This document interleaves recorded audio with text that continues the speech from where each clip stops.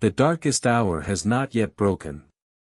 Somewhere beyond the ridge, the sky holds a thin line of gray, but here in the valley, the town sleeps as though it has forgotten morning exists. Roof tiles are dark with moisture. A thin frost has formed along the edges of the eaves, where the wooden gutters channel last night's rain into stone basins below. The stones themselves are old, worn smooth by decades of water and footsteps, and they hold the cold in a way that seems deliberate, as though the ground has decided to keep what little coolness remains before the sun takes it. A dog barks once, somewhere to the south, and then thinks better of it. The sound dies into the wet tiles and the narrow alleys between houses, absorbed by wood and paper and earth walls that have stood for longer than anyone living can remember. Then the bell begins. It starts as a vibration more than a sound, a low hum that rises through the soles of the feet and the floorboards of the houses nearest the temple. The great bell, the bancho, hangs in its own small pavilion on the hill above the town, and the priest's hands have begun the work of the morning. He pulls the rope, and the wooden clapper strikes the bronze, and the note rolls down the hillside like water finding its way through stone. 1. The town does not stir yet. The bell will ring many times before anyone moves. The priest knows this. He has done this work in every season for years beyond counting, and he knows that the first few strikes belong to no one, that they belong to the bell itself and to the air that carries it and to the frost on the eaves that catches the sound and holds it for a moment before letting it fall. 7. A shutter slides open somewhere. The sound of wood on wood, a panel pushed aside, and then the soft scrape of someone stepping onto a veranda in bare feet, feeling the cold morning air for the first time. A breath drawn in. Held. Released. 15. Smoke begins to rise from the first chimney. It is a thin line, gray against gray, barely visible in the pre-dawn light.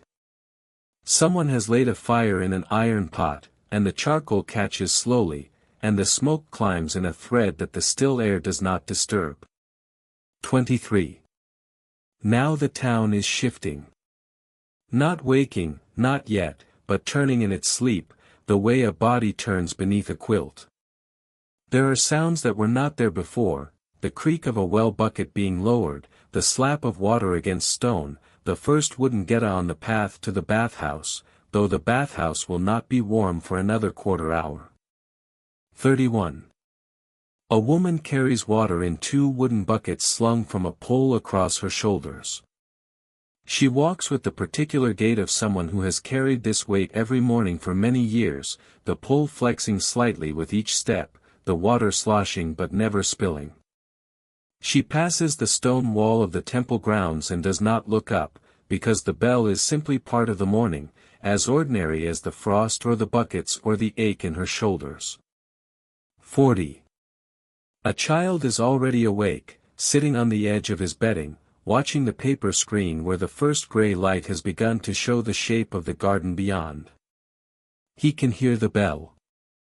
He counts without meaning to, the way one counts the strokes of a far-off clock, losing track and starting again. 52. The sky has lightened. The ridge above the town is no longer a black line but a soft bruised purple, and the fields below it are emerging from darkness, green-gray and wet with dew. The rice paddies hold water like mirrors, and in them the sky is already brighter than it is above. 68. The fishmonger has opened his shutters. He stands in the doorway, sleeves rolled, looking out at the street that is still mostly empty. A cat sits beneath his stall, patient, eyes half closed. The fish are not yet laid out. They will come later, when the boats return, but for now there is only the man and the cat and the bell. 80. The bell's count is approaching its end. The priest works steadily, and the sound has become so much a part of the morning that it is no longer heard as something separate from the light or the air. It is simply the texture of dawn, woven into the frost and the smoke and the water in the paddies. 108. The last note falls and does not return. The silence that follows is different from the silence that came before. It is a silence that has been completed, that has finished its work, and into it the town steps, fully awake now, the day beginning in earnest. The temple bell is still. The morning has begun. The market square holds the morning the way a bowl holds water. By the time the sun has cleared the eastern rooftops, the square is full of sound and movement, but it is the sound and movement of routine, of things done the same way every day, and so it carries no urgency. The rice merchant arrives before the others. His stall is the largest in the square, a wooden structure with a canvas awning that he rolls out each morning and rolls in each evening, and behind the counter he has arranged his measures in a row, from largest to smallest, the koku, the tu, the sho, the go. Each is a wooden box, square, made of cypress, its edges sharp and true, and each has been in his family for 3 generations. He sets them out with a care that borders on ritual, wiping each one with a cloth before placing it on the counter. The rice itself comes in straw sacks, each one heavy and rough to the touch, smelling of the warehouse and the ship and the field. He has already counted them, standing in the warehouse before dawn with a lantern, checking each sack against the tally stick that the supplier's man left the night before. The numbers are correct. They are always correct, because the supplier is a man who understands that trust, once broken, is not easily rebuilt, and the merchant is a man who counts everything twice. The first customer is the keeper of the travelers in up the road. She comes every 3rd day and buys a show of white rice, the best grade, the kind that is nearly translucent when raw and becomes soft and fragrant when steamed. She does not haggle. She places her coins on the counter in a neat pile, and the merchant counts them with practiced fingers, then takes the show measure and dips it into the open sack. The rice fills the measure with a sound like sand, like rain on a dry path. He levels the top with a flat wooden stick, a single smooth motion, drawing it across the rim so that the rice is flush with the edge, neither heaped nor hollow. This matters.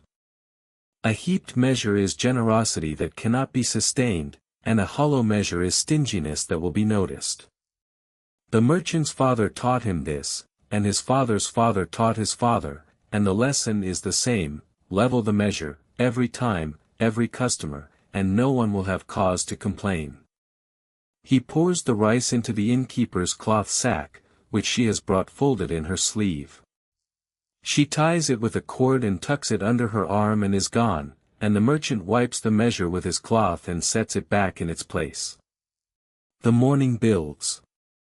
A farmer's wife comes with her own measure, a rougher thing, and the merchant fills it with brown rice, the grade that costs less and keeps longer and feeds more mouths. She counts her coins slowly, laying them out one by one, and the merchant waits without impatience, because the market is not yet busy and because he has learned that hurry is a thing that costs more than it saves. A man from the construction crew arrives for the go measure, the smallest, enough for 1 meal. He is dusty and his hands are rough, and he pays with a single coin and leaves without speaking.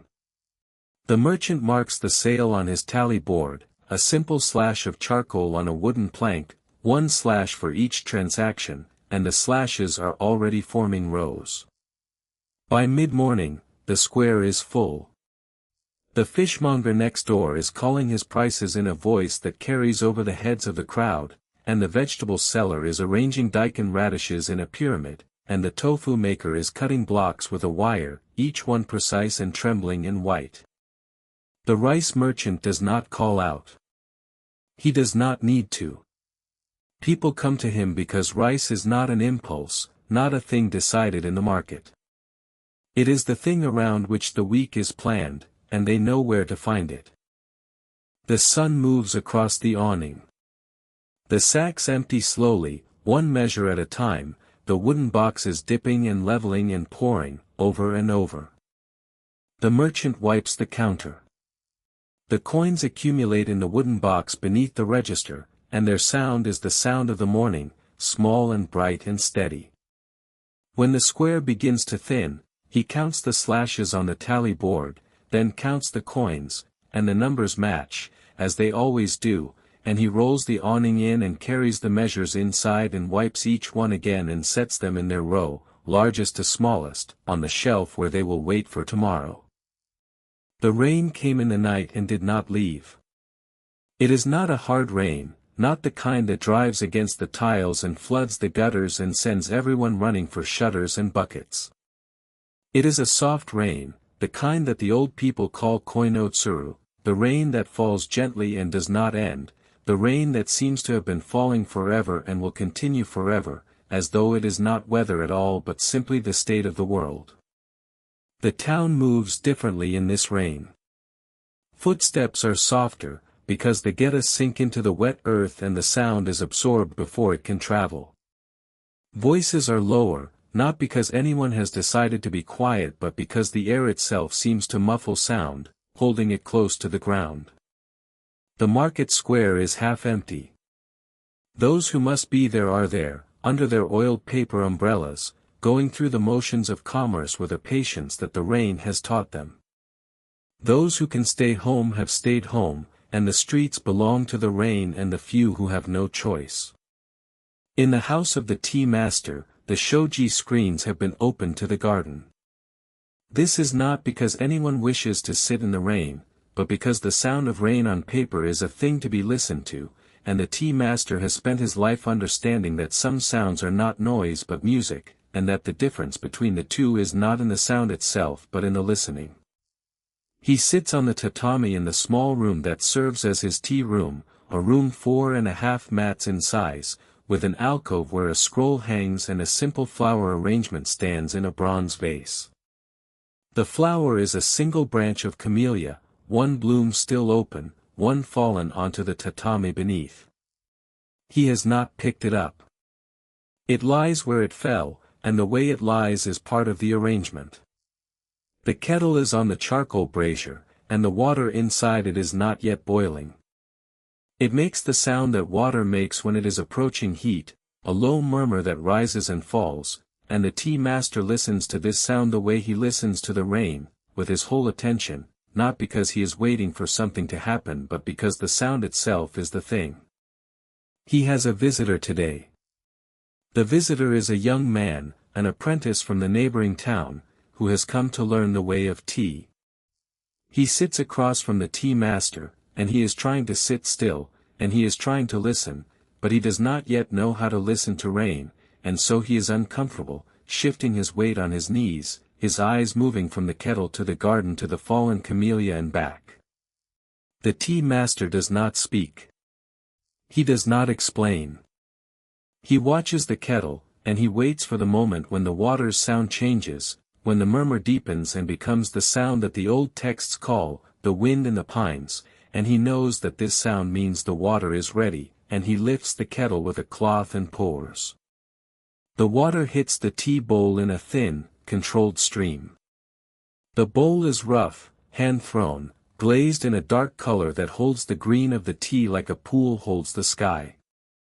He whisks the tea, not fast and not slow, and the foam rises and settles, and he places the bowl between himself and the young man and turns it, a quarter turn, so that the front faces his guest. The young man takes the bowl.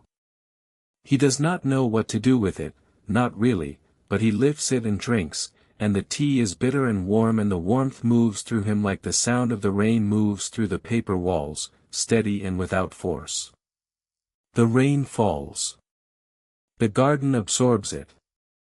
The stone lantern by the path has collected water in its basin, and the water has overflowed and runs down the stone in a thin sheet that catches the gray light.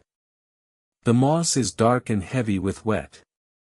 The gravel path is soft, and the footsteps of a passerby leave impressions that fill with water almost as soon as they are made. The tea master pours hot water into the bowl, rinses it, dries it with a cloth, and sets it aside. The young man watches, and perhaps he begins to understand something, or perhaps he does not. The tea master does not ask. He does not teach with words. He teaches with the kettle and the bowl and the cloth and the rain and the waiting, and if the lesson takes, it takes, and if it does not, there is always tomorrow, and tomorrow it will be raining again, most likely, and the kettle will be here, and the sound of the water will be the same. The bathhouse stands at the end of the street where the road bends to follow the river. It is a wooden building, older than most on the street, with a tiled roof and a stone chimney that releases a thin column of steam into the morning air. The steam rises and disperses, and on cold mornings it hangs in the branches of the elm tree beside the entrance, and the tree looks as though it is breathing. Inside, the air is thick. It carries the smell of hot water and cedar and the faint mineral tang of the spring that feeds the deep bath. The light comes from paper lanterns hung along the walls, and in the steam the light is diffuse, soft, without edges, and the room feels larger than it is, as though the walls have dissolved into the vapor and the ceiling has risen to meet the sky. The bathhouse keeper arrives before dawn. He opens the flue to the furnace, and the charcoal that he banked the night before catches, and the water in the great iron cauldron begins to warm. He has done this every morning for 23 years, and his hands know the handles of the cauldron and the weight of the water buckets and the exact moment to test the temperature by dipping his elbow in, because the elbow is more honest than the hand, which has grown calloused and does not feel heat the way it should. The first bathers arrive when the water is ready. They are the old men, always the old men first, because they sleep less than the young and because the bathhouse in the early morning is theirs in a way that it is not later, when the town is awake and the place fills with voices and splashing and the business of the day. In the early morning, the bathhouse is quiet, and the quiet is theirs. They undress in the changing room, wooden plaques for their belongings, and they step onto the wet tile with small towels folded on their heads. They sit on low stools at the washing stations along the wall and pour hot water over themselves from wooden buckets, and the water runs down their shoulders and their backs and collects in the drain and carries the morning's first cold away. They wash without hurry. There is soap, a rough brown bar that smells of rice bran, and they work it into their skin with hands that have done this so many times that the motion is nearly unconscious, the way the rice merchant levels his measure or the tea master pours his water. They rinse, and then they stand, and they walk to the deep bath. The deep bath is sunk into the floor, a square of dark water that steams and moves with the current from the spring. They lower themselves in, one at a time, and the water takes them, and there is a sound that each man makes, not quite a groan and not quite a sigh, a sound that comes from somewhere below the chest, the sound of the body meeting heat and releasing what it has been holding. They sit in the water, and the water holds them, and the steam rises around them, and the paper lanterns are golden in the mist. They do not speak much. One of them might say something about the weather, or about a ache in a knee, or about the price of charcoal, but the words are not the point. The point is the water and the heat and the steam and the way the morning arrives through the high windows in pale gray bars that fall across the surface of the bath and do not warm it but light it. The old men soak. Their skin reddens. Their faces soften. The wrinkles that the day will carve back into them are, for this hour, smoothed by the heat, and they look younger, or perhaps they look like themselves at an age that has nothing to do with years, an age that the water remembers and the morning restores. When the water begins to cool, they climb out.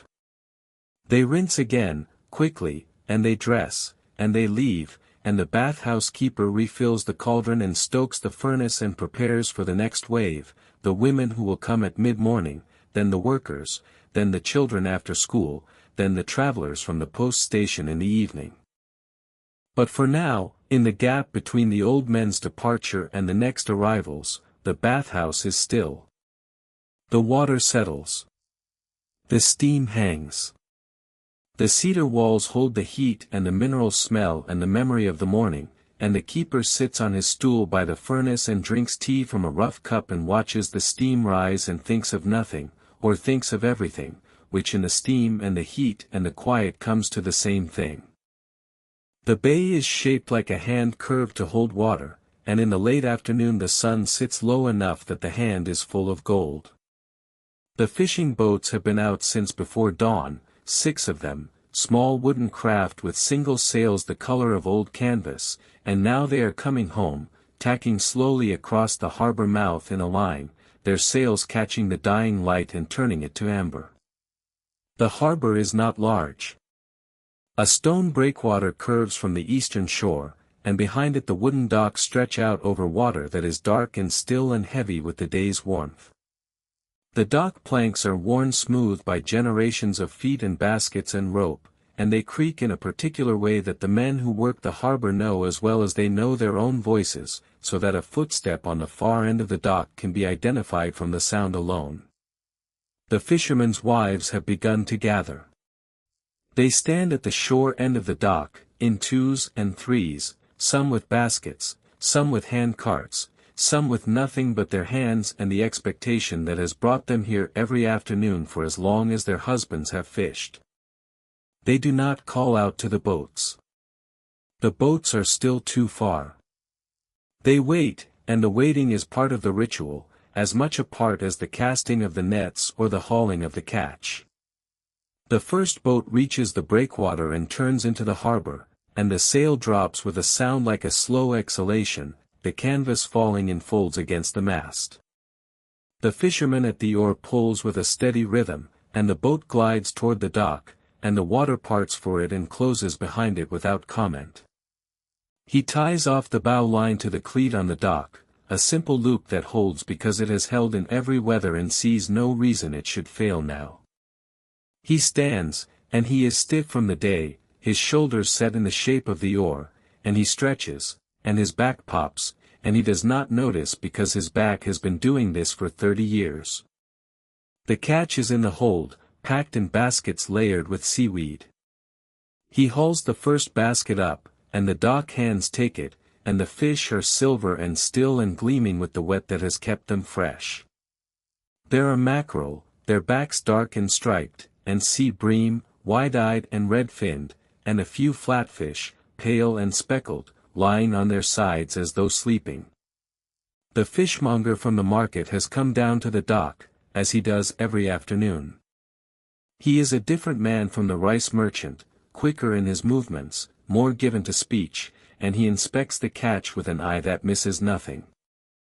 He picks up a mackerel by the tail and lets it hang, checking the firmness of the flesh, the clarity of the eye, the smell of the gills, and he makes his offer, and the fisherman counters, and they settle on a price that is within a few coins of what they settled on yesterday and the day before and the season before that. The other boats arrive one by one. The dock fills with baskets and fish and the sound of men working and the smell of salt and sea and the particular sharp sweetness of fresh catch. The wives load their baskets and carry them up the dock to the hand carts, and the carts creak away over the stone path toward the market and the smokehouse and the salt-curing shed. One fisherman stays behind. He is the oldest of the 6, and his boat is the smallest, and his catch is the lightest, a dozen fish, not enough for the market, enough for the inn and a few coins. He sits on the dock with his legs over the edge, his feet in the water, and he mends a net with a needle and a length of twine, and his hands move without looking, the way a musician's hands find the strings. The sun touches the western ridge. The harbor gold begins to fade, turning to copper, then to bronze, then to a color that has no name, the color of water holding the last light of a day that is ending. The old fisherman ties off his net and stands and steps into his boat and rows away, not toward the dock but toward the far shore, where his house stands alone among the pine trees, and the sound of his oars carries across the still water and is gone. The dock empties. The water settles. A single fish scale catches the last light and glows like a coin, and then it is dark, and the harbor is quiet, and the boats are tied and the nets are hung and the day is over. The charcoal burner's hut stands at the edge of the cedar forest, where the trees thin and the path begins its climb toward the ridge. It is a rough structure, walls of bundled branches and mud, roof of thatch gone dark with smoke and seasons, and it looks less like a dwelling than like something the forest itself might have built, a growth at the base of the trees, as much a part of the woods as the moss and the ferns and the fallen needles. The kiln is behind the hut, built into the hillside. It is a dome of earth and stone, low and broad, with a single opening at the front and a vent at the top, and when it is firing, the smoke that rises from the vent is thick and white and sweet, carrying the smell of wood giving itself up to heat, and the smell fills the clearing and drifts down through the trees and reaches the town below as a distant, soft perfume that everyone recognizes but no one remarks upon, because the charcoal burner has been making his charcoal in this place for longer than anyone can remember, and the smell is simply part of autumn. The burner is an old man, though not as old as he looks. The work has aged him. His hands are black, permanently, the charcoal ground into the creases of his palms and the beds of his nails, and his face is darkened by years of smoke and sun, and his eyes, when he looks out from the smoke of the kiln, are the color of the embers he tends. He has been working since before dawn. The kiln was loaded the day before, split cedar stacked in careful layers, each piece placed so that the heat will move through it evenly, and this morning he lit the fire at the base and sealed the opening, and now he tends the vent, watching the smoke, reading it the way a farmer reads the sky or a fisherman reads the water. White smoke means the wood is still giving up its water. Gray smoke means the wood is charring. Clear smoke, nearly invisible, means the charcoal is ready, and the kiln must be sealed before the charcoal burns to ash. He waits. The waiting is the work. He cannot make the wood char faster, and he cannot leave, because the moment the smoke turns clear he must seal the vents, and if he is late the whole load is lost, and a load of charcoal is a month of his life, and a month of his life is not something he can afford to lose. So he sits by the kiln, on a log that has been worn smooth by years of sitting, and he watches the smoke and he listens to the forest. The cedars move in a wind he cannot feel at this level, their tops swaying with a sound like distant water. A bird calls, 2 notes, repeated, and the call is answered from somewhere deeper in the trees. A branch falls, somewhere, the sound traveling through the still air with a clarity that makes it seem close. In the town below, the houses are preparing for winter. The ivory hearths are being cleaned, the ash removed, the charcoal stacked in wooden boxes beside the hearth. The ivory is the center of the house, a square pit sunk into the floor, and above it a hook hangs from the rafters, and from the hook a pot can be suspended, and around the ivory the family gathers, and the heat it gives is the heat of the house, and the charcoal that feeds it is the charcoal from the old man's kiln. A man from the town climbs the path to the charcoal burner's hut. He comes once a season, to buy the winter supply, and he carries with him a wooden frame on his back, empty now, that he will fill with charcoal and carry back down the mountain. The burner sees him coming and does not rise. He waves a hand, a gesture that means wait, the kiln is not yet done, and the man sits on a stone near the hut and unpacks his lunch, rice balls wrapped in bamboo leaves, and he eats and he waits and the smoke rises from the kiln and the cedar tops sway. When the smoke clears, the burner moves. He is quick now, no longer waiting, his body remembering the urgency that his face had forgotten. He seals the vents with earth, packing it on with his hands, and the smoke stops, and the kiln begins to cool, and the charcoal inside, which was fire, becomes something else, something that holds heat without light, that burns without smoke, that will warm a house through a winter and ask nothing but to be lit. He opens the kiln when it is cool enough, and the charcoal is there, black and clean and light, and he lifts it out piece by piece and lays it in the man's frame, and the man pays him in coins and in rice and in the small, comfortable silence of 2 people who have done this transaction many times and who know that they will do it again next season, if the forest stands and the kiln holds and the smoke continues to rise. The workshop smells of two things, the sharp, green scent of fresh indigo, and the dry, faint smell of cotton thread. They are not compatible smells, and yet in the workshop they have learned to live together, the way the two women who work there have learned to live together, the older and the younger, the mother and the daughter, or perhaps the aunt and the niece, for the relation does not matter as much as the work, and the work is the same. They take cloth and they make it blue. The indigo vats stand along the back wall, 4 of them, earthenware pots sunk into a low hearth that keeps the dye warm. The dye is alive, the old woman says. It is a ferment, a culture of leaves and lye and lime, and it must be fed and tended and spoken to, and if it is treated with respect it will give a blue that is deeper than the sky and darker than the sea and that holds light in its fibers the way a pool holds reflection. The old woman stirs the first vat with a long bamboo pole, and the surface of the dye foams and the foam is called the flower, and the flower's color tells her the state of the vat. A green flower means the dye is young and eager. A blue flower means it is ready. A yellow flower means it is tired and must be fed with more lye and left to rest.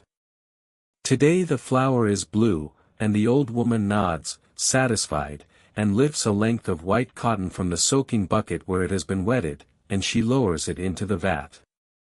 The cloth disappears into the dye, and the old woman works it with her hands, pressing it below the surface, folding it, moving it, so that the dye reaches every fiber. She wears wooden rings on her fingers to protect them, but her hands are blue anyway, blue to the wrist, blue in the creases and the nails and the knuckles, and no amount of washing will remove it, and she has stopped trying, and the blue of her hands is simply the color of her work, the way the charcoal burner's hands are black and the fisherman's hands are rough. She lifts the cloth out, and it is green. This is the trick of indigo, the thing that the young woman has not yet fully understood, that the cloth comes from the vat green and turns blue only in the air, only when the oxygen finds it and the color blooms, and so the cloth is hung on the bamboo poles above the vats, and it hangs there, dripping, and the green slowly deepens and shifts and becomes blue, and the blue is the blue of the old woman's hands, the blue that the town calls Japan blue, the blue that does not fade. The young woman sits at the other end of the workshop, mending. She has a kimono in her lap, an old one, the cotton soft and faded at the shoulders and the collar, and she is reinforcing the seams with small, tight stitches that are nearly invisible, her needle moving in a rhythm that matches the stirring of the dye vat. She is learning the indigo work, but she is also learning the mending, and the mending is its own skill, because cloth that has been worn and washed and dried in the sun has a character that new cloth does not, and the mender must understand this character, must feel where the fabric is weak and where it is strong and where it will hold and where it will give, and the needle must follow this understanding. The old woman hangs another length of cloth. The workshop is filling with blue, the poles carrying row after row of wet cotton, the color deepening as the air does its work. The light through the paper windows is gray, and in the gray light the blue is luminous, almost glowing, and the old woman stands back and looks at it and sees not cloth but color, not color but light, and the light is the light of 100 years of her family's work, and she is pleased, though she would not say so, because saying so would be the kind of pride that the work does not need. The young woman finishes her mending and folds the kimono and sets it on the shelf with the others, each one wrapped in paper, each one waiting for its owner to come and collect it. She looks at the vats, at the blue cloth on the poles, at the old woman's hands, and she thinks about the way the color blooms in the air, the way the green becomes blue, the way the cloth holds the dye like memory, and she takes up her needle again, because there is always more mending, and the work does not wait for understanding, the work is the understanding, and the understanding comes through the hands. The festival is 3 days away, and the town has begun to prepare. This is not something that anyone decides. No proclamation is made, no order given. The preparation begins the way the season begins, in the turning of the light and the cooling of the air, and the townspeople respond to it the way the cedar trees respond to the wind, not by deciding but by moving, and the moving is the preparation, and the preparation is the festival. The lantern maker works in a shed behind the shrine. He is an old man, but his fingers are still quick, and he sits cross-legged on the floor with a frame of bamboo strips before him, bending each strip into a circle and tying it with thread, building the skeleton of the lantern from the inside out. The bamboo is thin, split to the width of a reed, and it bends without resistance, and the shapes it makes are the shapes the festival needs, round, oblong, like a gourd, like a melon, like the moon. He covers the frames with paper. The paper is thin, made from the bark of the mulberry tree, and it is translucent, so that when the candle inside is lit, the light will pass through it like light through a leaf, soft and warm and golden. He pastes the paper to the bamboo frame with rice paste, his fingers working the edges flat, smoothing the seams, and the lantern takes shape under his hands, a thing that was nothing becoming a thing that is something, and the something is light, or the promise of light. In the square, the stall frames are going up. The timber is old, used every year, stored in the shrine's warehouse between festivals, and the men who assemble it know the joints by feel, which post goes where, which crossbeam fits which notch. The frames go up in a line along the south side of the square, and each one will hold a stall, and the stalls will sell the things that stalls at festivals always sell: grilled rice cakes, roasted sweet potatoes, goldfish in plastic bags, masks of demons and foxes, and the faces of the last year's heroes. The drummer is practicing. He sits on the shrine steps with his taiko between his knees, and he strikes it with a rhythm that is not fast and not slow, a heartbeat rhythm, a rhythm that seems to come from the drum itself rather than from his hands. The drum is the call, and the town hears it, and the town knows what it means, because the drum has called the festival for as long as there has been a festival, and the festival has been for as long as there has been a town. The shrine maidens are sweeping the shrine path. They work in white robes, with bamboo brooms, and they sweep the fallen leaves and the dust and the small debris of the weeks since the last festival, and the path emerges clean, and the stone lanterns that line it are revealed, and their basins are filled with fresh water, and the gravel is raked, and the shrine is ready, though the festival is still 3 days away, because readiness is not something that arrives on the day, it is something that is built, one stroke of the broom at a time. The lantern maker finishes a lantern and hangs it from the beam above his head. It sways slightly, the paper catching the light from the open door, and in the sway it looks alive, looks as though it is breathing, and the old man watches it and nods and picks up another bamboo strip and begins again. In the houses, the preparations are quieter. A mother sews a new obi for her daughter, who has outgrown the last one. A father checks the family's festival robes, taking them from the camphor chest where they have been stored, shaking them out, checking for moth holes, for loose threads. A child lies awake, unable to sleep, thinking of the masks and the drums and the lanterns and the night that is coming, the night when the town will be lit with 100 small fires and the street will be full of feet and voices and the smell of grilled rice cakes and sweet potatoes, and the night will be different from all other nights, and yet it will be the same festival it has always been. The same festival it was when the child's grandmother was a child, the same festival it will be when the child is a grandmother, if the town stands and the drums are struck and the lanterns are lit and the paper glows with the same golden light. The post station sits at a bend in the Takeda Road, where the path descends from the hills and straightens for a time before entering the narrow street that is the town. It is one of 53 stations between the capital and the eastern city, and it is neither the largest nor the smallest, neither the most nor the least frequented, and this ordinariness is its character, the thing that makes it what it is, a place where travelers stop because they must, because the day is ending and the road is long and the legs are tired and the next station is still 3 hours away and the sun is already behind the hills. The inn stands at the station center, a two-story wooden building with a tiled roof and a hanging curtain of indigo cloth at the entrance, bearing the inn's name in white characters. The innkeeper stands in the doorway, as she does every afternoon at this hour, watching the road. She is a woman of middle years, solid, practical, with a face that has been shaped by the particular patience of someone who spends her days waiting for people who are always arriving and always leaving and never staying long enough to know. The first traveler of the evening comes around the bend. He is a merchant, his pack on his back, his straw sandals worn thin and dark with the dust of the road. He is not young, but he moves with the steadiness of someone who has walked this road many times and knows where every stone and every puddle and every shade tree lies. He sees the inn's curtain and his step quickens, just slightly, the way a horse quickens when it smells home. The innkeeper bows. He bows. She leads him to the room on the ground floor, a small room, for mats, with a window that looks onto the garden at the back of the inn. He sets his pack down and sits on the tatami, and the innkeeper sends her daughter with tea and a bowl of hot water for his feet.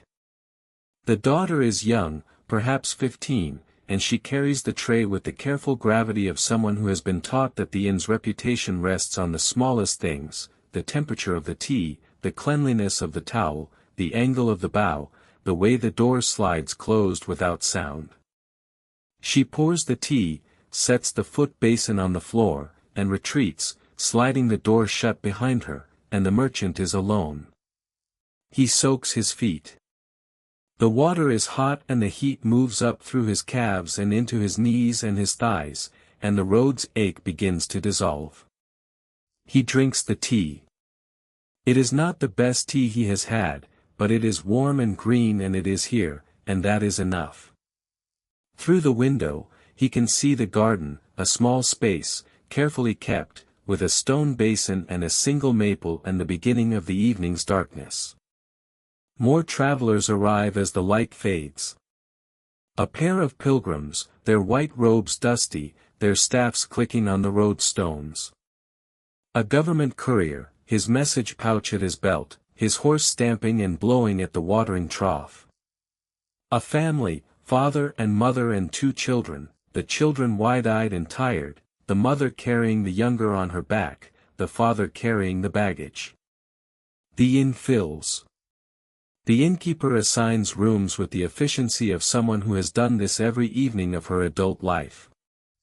The travelers settle. They soak their feet. They drink tea. They sit in a common room around the iron hearth and eat the inn's evening meal, rice, miso soup, pickled radish, grilled fish, and the food is simple and it is warm and it is enough, and the travelers eat in the particular silence of people who have been on the road all day and who have at last found the place where the road stops. The innkeeper sits at her counter and tallies the day's guests. Her daughter collects the empty bowls and carries them to the kitchen. The travelers climb the stairs to their rooms, and the futons are laid out, and the paper walls glow with the last lamplight, and then the lamps are extinguished, and the inn is dark, and the road outside is dark, and the only sound is the sound of the river beyond the garden wall, running over stones, constant, unhurried, the sound that the travelers will sleep to, and that the innkeeper will hear as she locks the door and banks the hearth and climbs to her own room, and that she will not hear. Because she has heard it every night of her life and it is no longer a sound but a silence, the silence of the river, which is the silence of the inn, which is the silence of the road, which is the silence of all the travelers who have stopped here and rested and risen in the morning and walked on. The snow began in the afternoon, a few flakes at first, tentative, uncertain, as though the sky were testing the idea before committing to it. By evening, the sky had committed.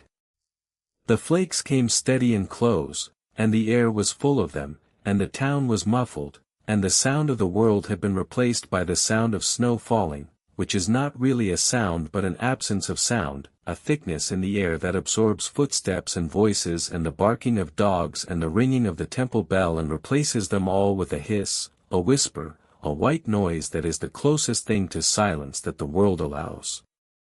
By morning, the snow is deep.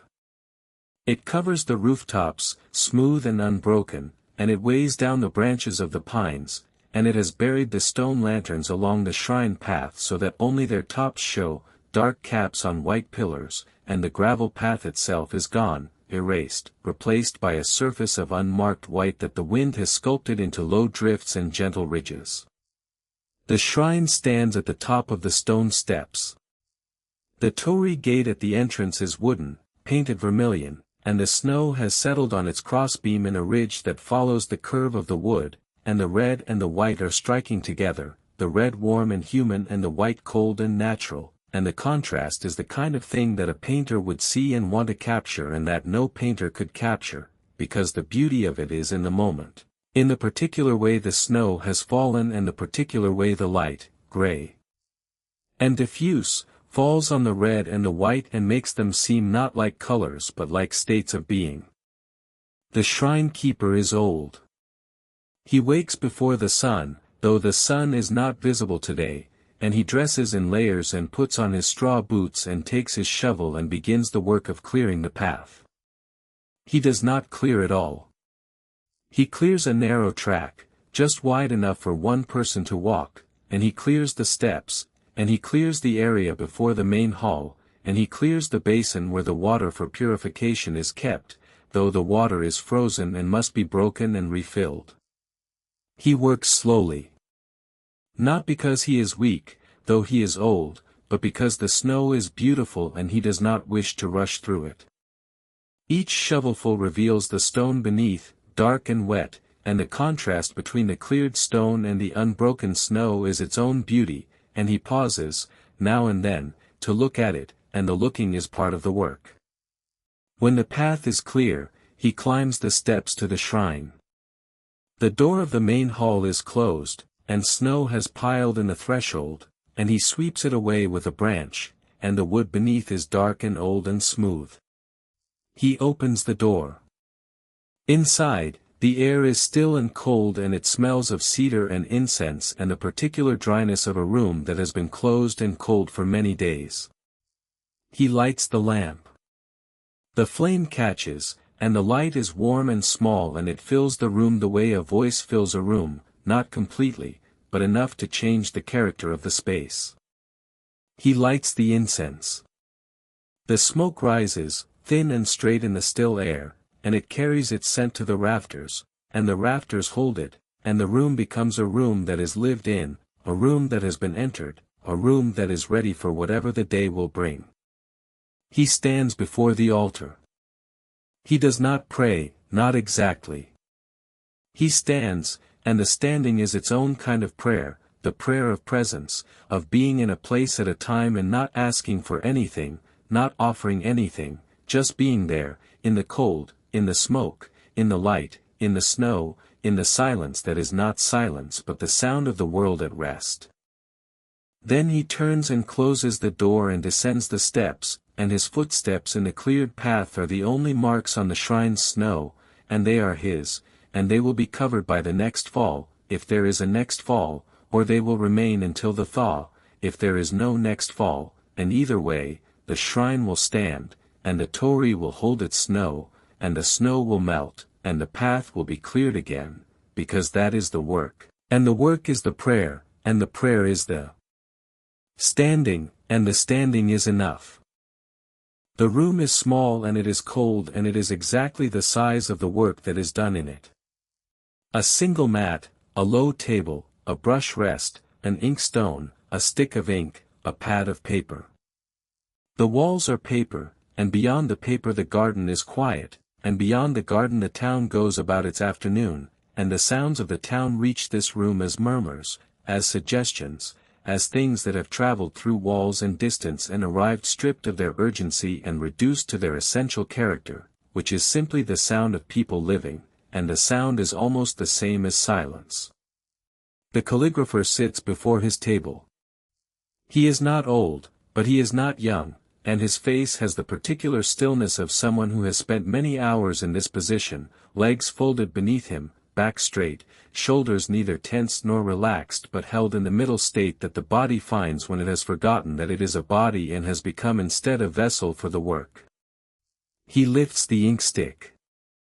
It is a solid thing, black and dense, made from pine soot and glue, and it has been in his family for 2 generations, and its surface is worn smooth where his thumb and forefinger hold it. He sets it on the ink stone, which is a flat piece of dark stone, polished by years of grinding, with a shallow well at one end where water is placed. He pours water. A few drops, from a small ceramic pot, and the water sits in the well of the stone, clear and still, and the calligrapher begins to grind. The inkstick moves against the stone in a slow, circular motion, and the sound is a soft, gritty whisper, the sound of something hard being reduced to something liquid, and the water darkens by degrees, from clear to gray to black, and the black deepens until it is the black of the inkstick itself, and the ink is ready. He does not begin immediately.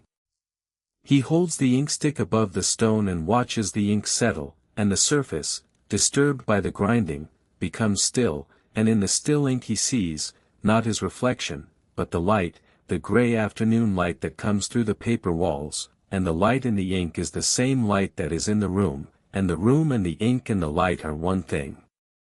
He takes up the brush. The brush is made of wolf hair, stiff and resilient, and it holds ink the way a good tool holds its purpose, without excess and without deficiency. He dips it in the ink, and the hair darkens and fills, and he holds it over the stone for a moment, letting the excess drip, and then he turns to the paper.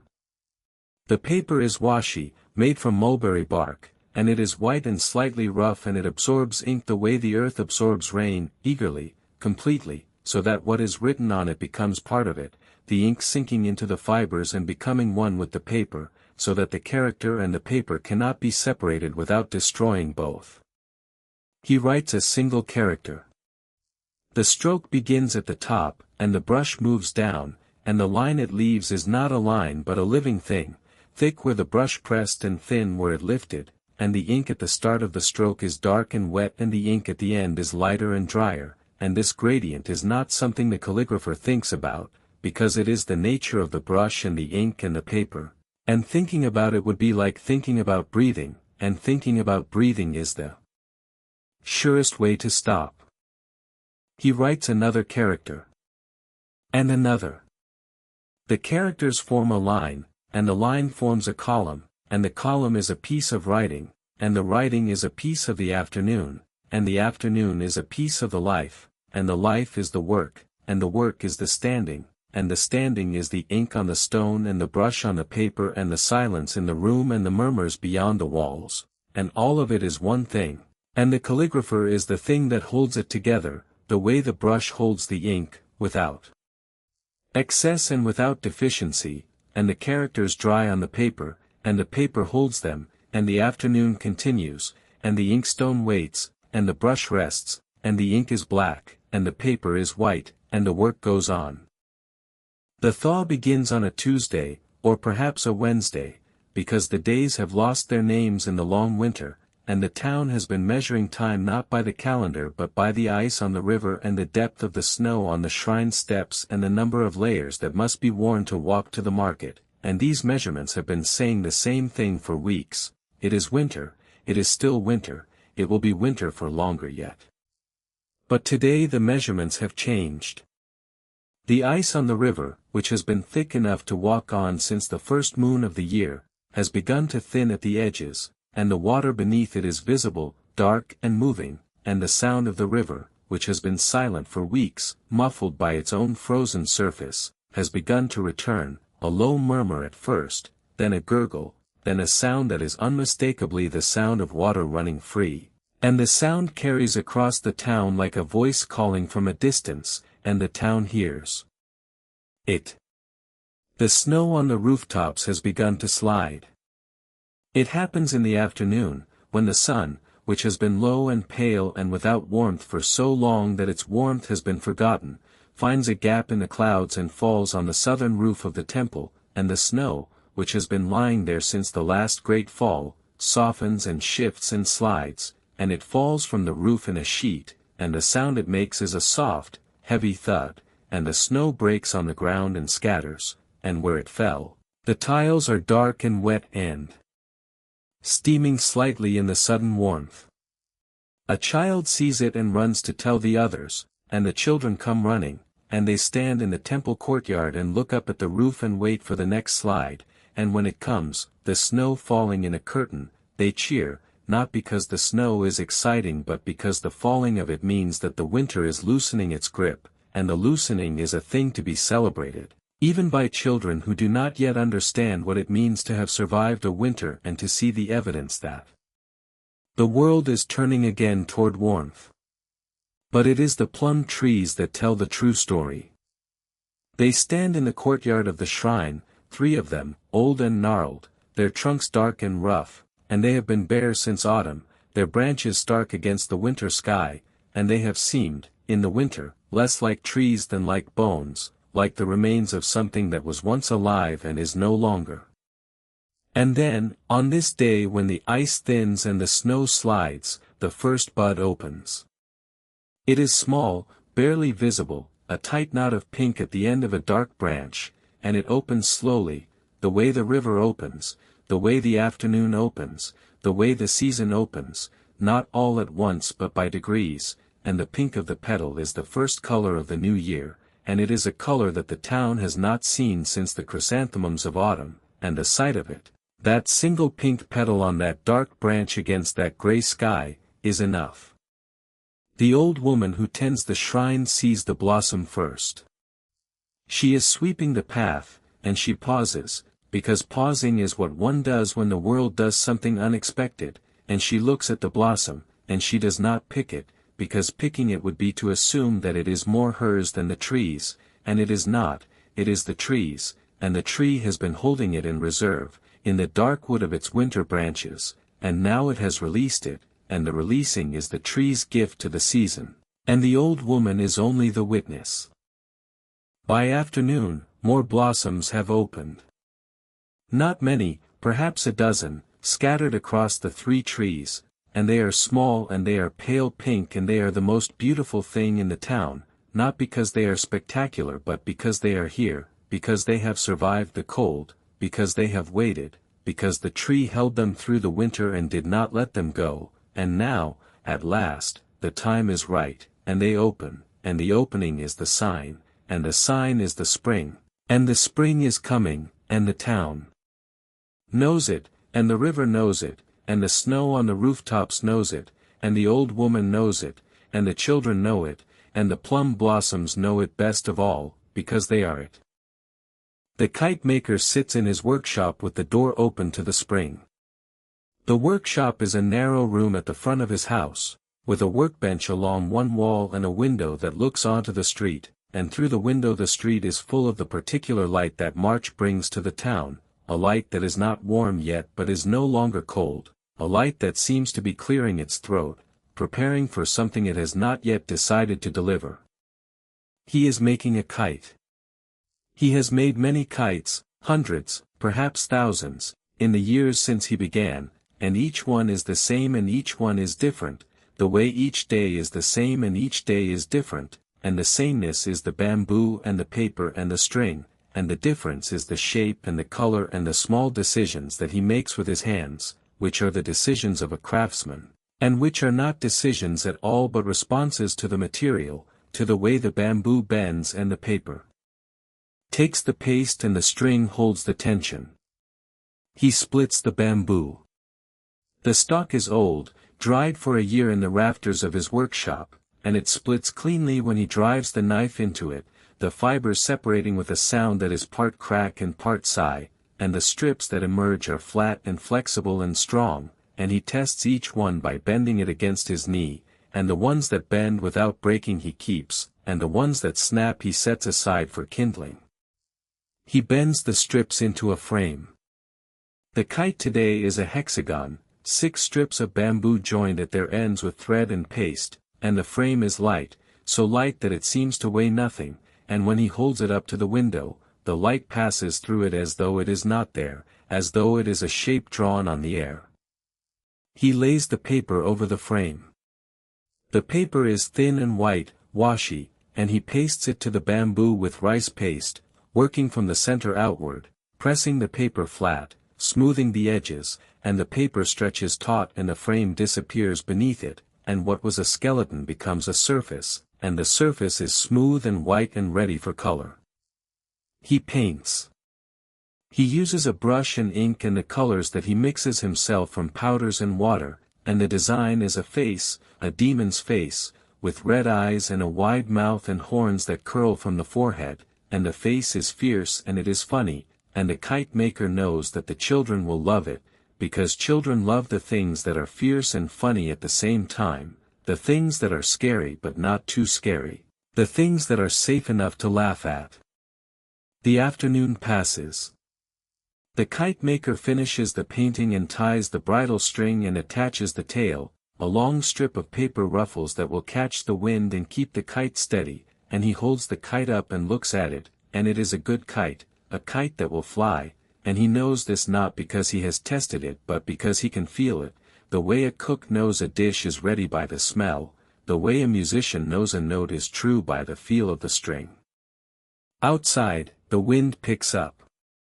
The paper door of the workshop rattles, and a gust comes through the window and lifts the edges of the paper on the workbench, and the kite maker knows that the wind is right, that this is the afternoon for flying, and he takes the kite and the spool of string and he walks to the field at the edge of town where the children are already gathered, running in the grass with their own kites, their voices high and sharp in the spring air.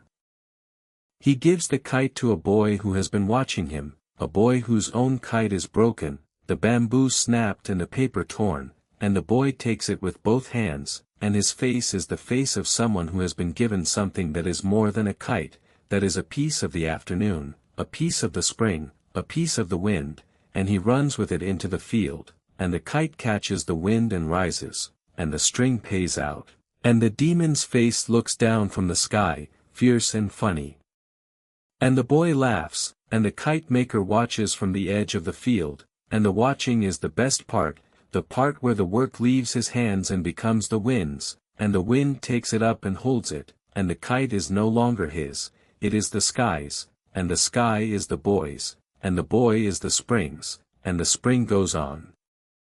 The moon rises over the bay like a stone pulled from the water, round and heavy and pale, and the light it casts on the surface of the sea is not the light of the sun, which is sharp and warm and definite, but a light that is soft and cold and without edge, a light that does not illuminate so much as reveal, as though the bay has always been visible in this way and the moon is simply the thing that reminds the eye.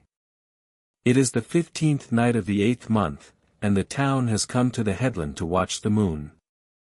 This is an old custom, older than the town, older than the families who live in it, older perhaps than the shrine on the hill and the temple at the river's mouth, a custom that comes from a time when the moon was not merely beautiful but necessary, when its rising marked the harvest and its fullness marked the season and its light was the light by which the rice was gathered and the fish were caught and the world was understood. They gather on the headland, on the flat rock that looks out over the bay, and they bring with them the things that the night requires, sake in small ceramic flasks, rice cakes wrapped in leaves, mats to sit on, and the patience that the moon demands, because the moon does not hurry, because the moon's light is the light of patience itself, and the watching of it is a lesson in patience that the town has learned and relearned for as long as it has been a town. The fishermen have brought their boats close to shore, and they sit in them, a small flotilla of wooden hulls rocking gently on the calm water, and from the shore their lanterns look like the moon's children, small fires on the dark water, and the reflection of the moon among them is a path of light that stretches from the horizon to the shore, and it seems, if one looks at it long enough, that the path is walkable, that one could step from the shore onto the light and walk out over the water to the moon, and the moon would not mind, because the moon has been walked to before, in stories, in dreams, and the stories and the dreams are as real as the path, on a night like this. An old man pours sake.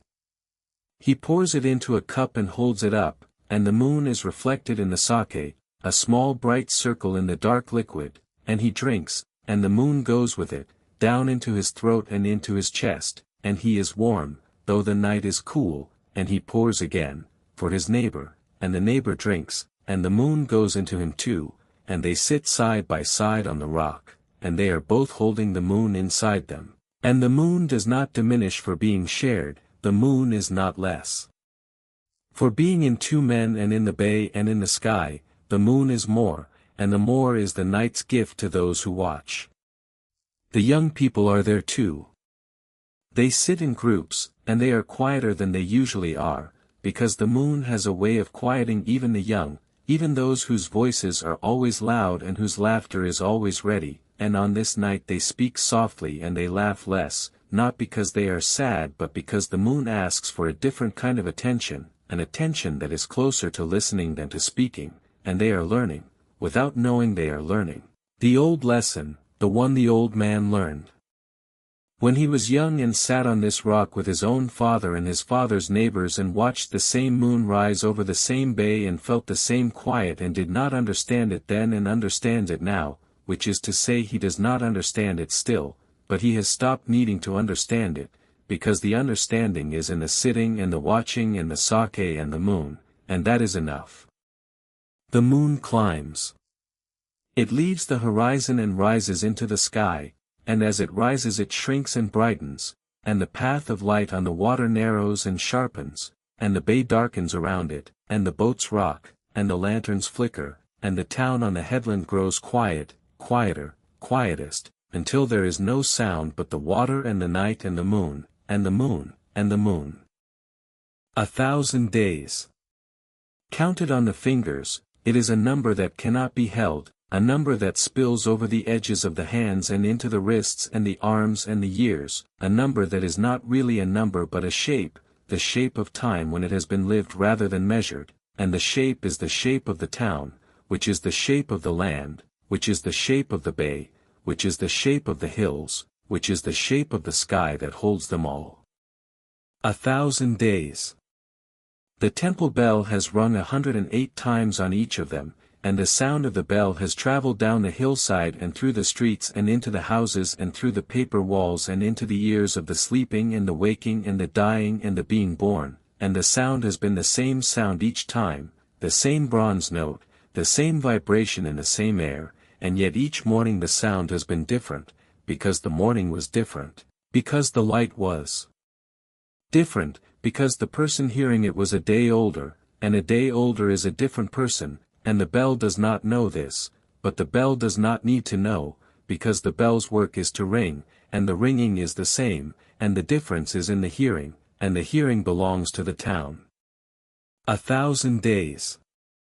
The rice merchant has leveled his measure 1,000 times, the wooden box dipped into the sack and drawn across with the flat stick, the rice flush with the rim, neither heaped nor hollow, and the measure has been the same measure, the same cypress, the same sharp edges, and the rice has been the same rice, white or brown, fragrant or plain, and the customers have been the same customers, the innkeeper and the farmer's wife and the construction man, and the transactions have been the same. Transactions, the coins counted, the tally slashed, the measure wiped, and yet each transaction has been a different transaction, because the day was different, because the light in the market was different, because the woman's hands were different, a day older, a day more worn, a day more familiar, and the familiarity is not the same as sameness, because familiarity grows and sameness does not. And the merchant knows his customers not because they are the same but because they are familiar. And the familiarity is the 1,000 days, and the 1,000 days is the work. 1,000 days. The bathhouse keeper has stoked his furnace and heated his water and opened his doors and watched the old men come in and the old men go out, and the water has been the same water, the same spring, the same mineral tang, and the steam has been the same steam, and the cedar walls have held the same heat, and yet the steam has been different each day, because the air outside was different, because the season was different, because the old men were different, a day older, a day closer to the day when they will not come, and a day closer to the day when the bathhouse will be quieter, and the quiet will be different from the quiet of the early morning, which is a chosen quiet, a quiet that belongs to the old men, and the quiet that comes after will be a quiet that belongs to the water, and the water will hold it, and the cedar will hold it, and the keeper will hold it, and the holding will be the work. 1,000 days. The charcoal burner has fired his kiln and read his smoke and sealed his vents and carried his charcoal down the hill. The indigo seamstress has dipped her cloth and hung it and watched the green become blue. The kite maker has split his bamboo and pasted his paper and painted his faces. The calligrapher has ground his ink and held his brush and made his strokes. The fishermen have gone out and come back. The innkeeper has welcomed and farewelled.